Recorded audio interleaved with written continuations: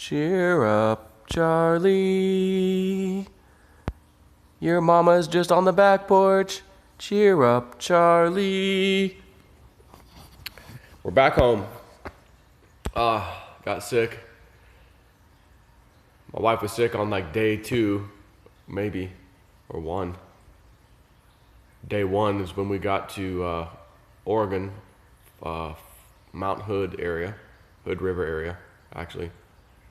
And that was day 1. We stayed there for 3 days, and then on the 3rd day, we went up to James Gilliland's ranch. So that was the 21st, 22nd, and 23rd, then we went over there. And on the 22nd, we all went whitewater rafting.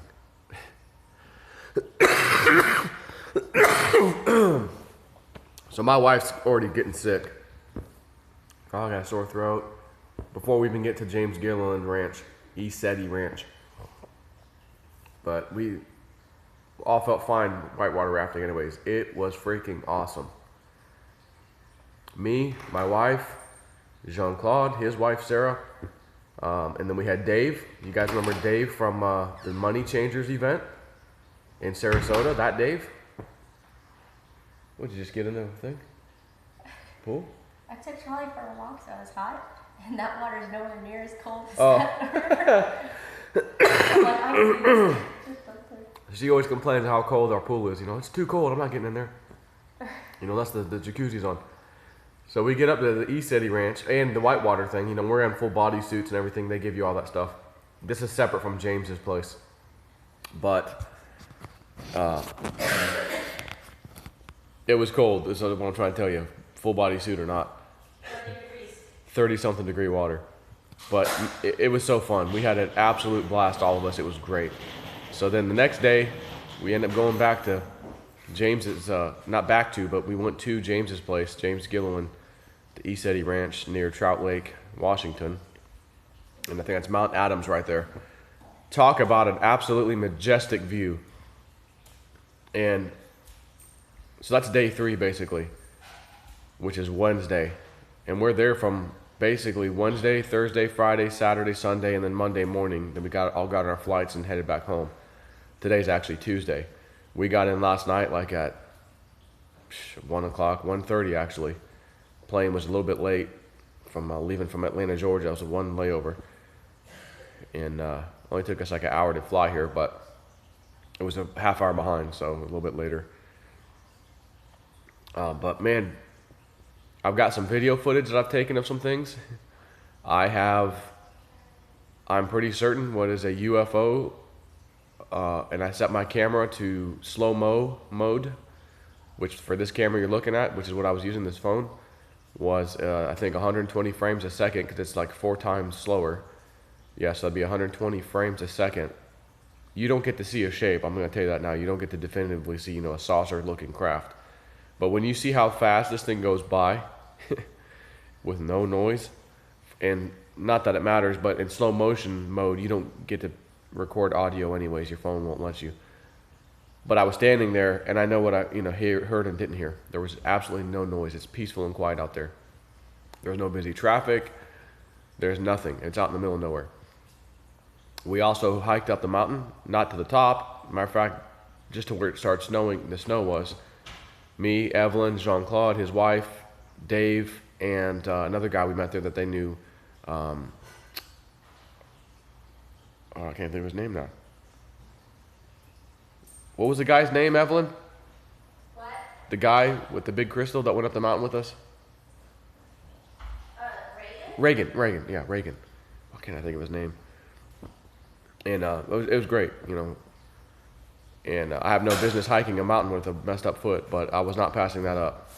So we went and got really close to the mountain. I've got some video footage of this area where they're like, oh, there's like a portal, where the ancients would see, things coming in and out of the mountain, lights and stuff. And allegedly that's actually not what we were focused on, isn't actually the right one.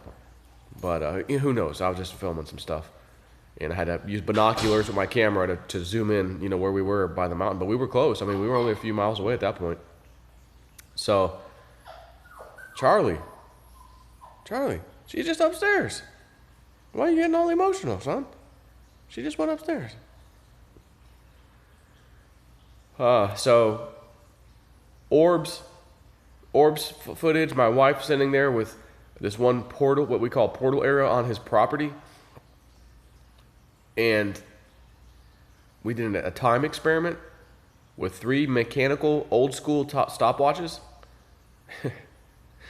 Wait till you see that video, my friends. And I've got all this stuff recorded.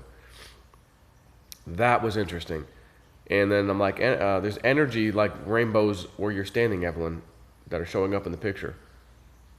And one's like an upside down rainbow. The next one's a lower one, but really powerful looking. Like you could clearly see it. All were this little energy vortex portal area that they talk about on James's property.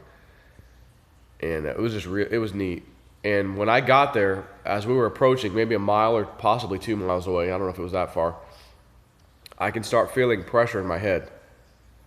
Like, oh man, this is, like energetically, like, not really a headache, but like, whoa, what's going on there? Almost like picture you have either magnets or like metal or little things in your head,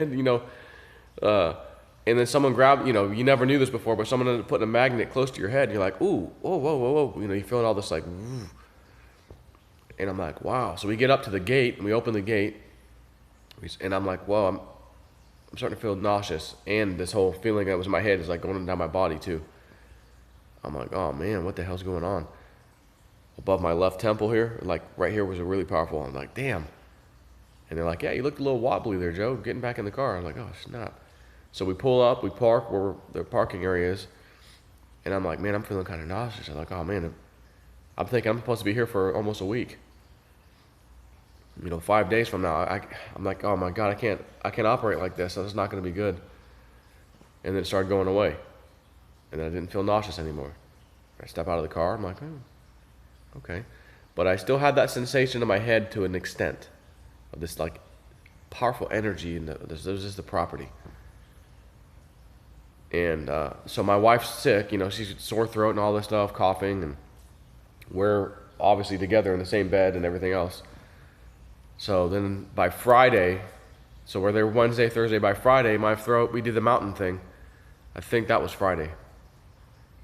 And that night I'm like, my throat's a little, they're feeling a little sore throat, oh no. Next day, I'm wiped out. It hits hard, and I'm like, oh my God. I stayed in the room most I think, just about all of Saturday. I think that's what that was. And then Sunday I came out, or maybe it was Thursday night, and then Friday I stayed in, and then Saturday I was out and about. But Dave had brought some like decongestant stuff, and I'm like, give me that. It helped clear that out. Okay, I can at least function. I feel pretty decent. I can at least go outside and stuff. And we did the sky watching. And I don't have very much recording at all of that because I have to sit there with trying to get the exact sweet spot on my, this phone to my night vision, and we're like looking at stuff and, straight up and okay, oh, there's one over there, like it would have been too much. It was real difficult. But I'm here to tell you, we saw things flying over like way up in space. Power ups, when they real bright and then they calm down or whatever. Plenty of those. The mountain itself, because the moon was out every single night. Every night the moon was out, so it was giving us some additional light, pollution, if you will, light pollution. But it didn't matter. It was behind us, and I'm facing north to the mountain in his big old area, outside area, with a bunch of us. We're all out there, and I'm focused on the mountain. Hey, with those lights twinkling in the mountain, and looking at some of that stuff, and then I see this one spot where this really fast, powerfully bright flashes in one spot. And I can see the mountain, I got night vision, so I can see the whole mountain and everything. I see, okay, that's way above the tree line. That's pure snow level. And it's not like an on or off, or it was an extremely fast burst, like as fast as my tongue's moving, that's how fast the light was, like that. And then it stopped, and I'm like, oh, what the hell's that?